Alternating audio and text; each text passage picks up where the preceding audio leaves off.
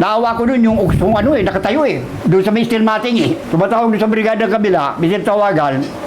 Eh, dinaanan ni Boy eh. Nung bakbakan dito, mulusot dito ng talim eh. Wala eh, 12 yun. Magsaksak yung bawat isang dalawa, ay 24. Hindi ka mabubuhay. 6 sa tondo, 6 sa pako. Bibir tayo. Kaya nung gabi niyan, ahonan matalas. Kasado na. Mga storya ng tattoo sa kali. Doon ko nga nakita yung mga kakusa ko na nervyos din. Makikita mo rin sa tabi, kumakatog. Puta mo ka, mamamatay ka dyan, puta mong ginawa mo. Yung matalas, kailangan. Hawak mo. Kaya doon ko nga nakita rin yung mga, kunwari matatapang na kakalog din pala. Hindi katulad ng mga berador talaga. Palaban talaga. Ang pinto namin dalawa kasi. Isa rito, karap ng komando. Saka dito sa may CR, may pinto rin. Kaya anong nangyari, may nagbabantay din doon. Namisibat din. Diyan mayroon din doon lumulusog. Ngayon, hindi kami mapasok. Ayun, nagba kami ng bato. Kaya kailangan mitali kang kumot sa ulo. Dahil hindi sila makapasok, bato na lang. Dahil ang daming bato rin sa likod eh. Kaya kami mitali, tamaan ka man ng bato, hindi ka magugrug eh. Ay, bukalamukin mo. Bigla kayong primo kaya narinig kayong pangalan, primo. Primo? Oo. Hindi ko masyado matandaan mga yan eh. Ano siya eh, BCJ siya eh. BCJ Primo. Ang naging Masyado. Yung primo niyan. Hindi masyado. Oo. Ibang pangkat kasi. Ayun, uno kasi. Iba eh. At saka may sige-sige pa siya dito. Ayun, may sige-sige. Number 1. Iba na siya dun sa mga... Ayun ngayon. Wala. Wala itong unong ito. Pinakita namin yung tattoo nyo dun sa Base L na matanda, mga Bisaya na matatanda na interview namin. Sabi nila, ano yun, original yun. Ako nga, original. Sabi nila yung uno nun. Yun, original. Ganun, parang pa gano'n, no? Oo. Sabi ko, talaga naman, totoo yun. Ang tiradore, hindi binubunyag. Paano yung magkakilala yung sikreto yun eh. Kahit sa Sputnik, ang nakakalam ng noon, di mayores. Yung mga nakakalam noon, na yan, tiradore yan. Pero kami, katulad ko, dahil isa ko sa nagdala rin yan, halos kilala ko, ang tirador. Kaya pag tumira, siguradong meron tirador kagad na bibira. Katulad ng tira nila, boy. Yung kila boy na, biglaan kasi. Kasi nagkabaryo-baryo muna kami. Nagkabaryo kami doon sa India 4. At tama naman tanghali, Sabado eh.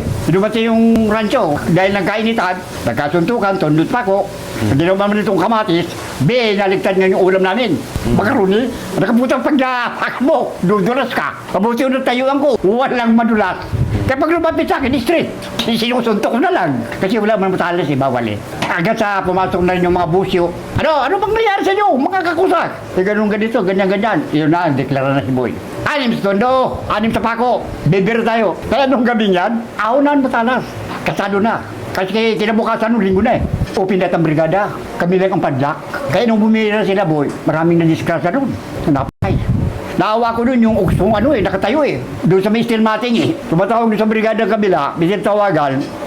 Eh, dinaanan ni Boy eh. Nung bakbakan dito, mulusot dito ng talim eh. Eh, kasi halika ng ukso. Kitang-kita yung ukso niya sa likod eh. Wala eh, 12 yun. Magsaksak yung bawat isang dalawa, ay 24. Hindi ka mabubuhay. At saka yung batang BCG, kawawa eh. Gandang lalaki. Tadaanan, tinira pa. Irumintado yung 12 Paris. Nagagala-gala. Ayaw, nadali. Bundat Agila. Isa yun sa nagdadala ng komando nung ako nandoon. Siya ang pinakamayor eh. Siya nag-uutos ng mga tira. Bundat Agila. Kung sa pinakamataas sa komando. Nag-uutos ng bira. Narinig ko yan. Pangalan na Joker. Busyo. Isa yun sa respeto ng komando.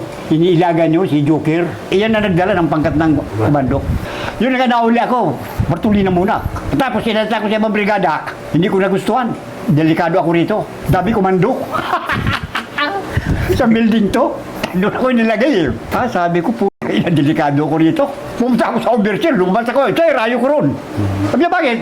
Puro komando. Respondik ako eh. Lipat ako sa 4. Doon na. Batang City Jail. BCJ. Kaya lang dumami rin sila. Kaya nga nagkaroon sila sariling brigada sa Manila City Jail. Dahil marami rin sila. Mga apo, nakita nyo naman ng pagkatao ko. Huwag nyo na akong gayahin. Pagkabuti kayo, harapin yung katotohanan na kayo ay mabuting mga bata. Dahil ako naranasan ko halos lahat. Yung mga kasalanan ko rin. Pinapayuhan ko yung mga kabataan ngayon. Nagsana, harapin nila yung kabutihan, magpakabuti sila. Huwag silang gagawa ng masama. Dahil mahirap sa kulungan. Kaya kailangan, pag bago umuwi sila, tumino, mag-aral na mabuti, pagdasal, para iwas sa mga kaguluhan. Yun ang masasabi ko sa mga kabataan.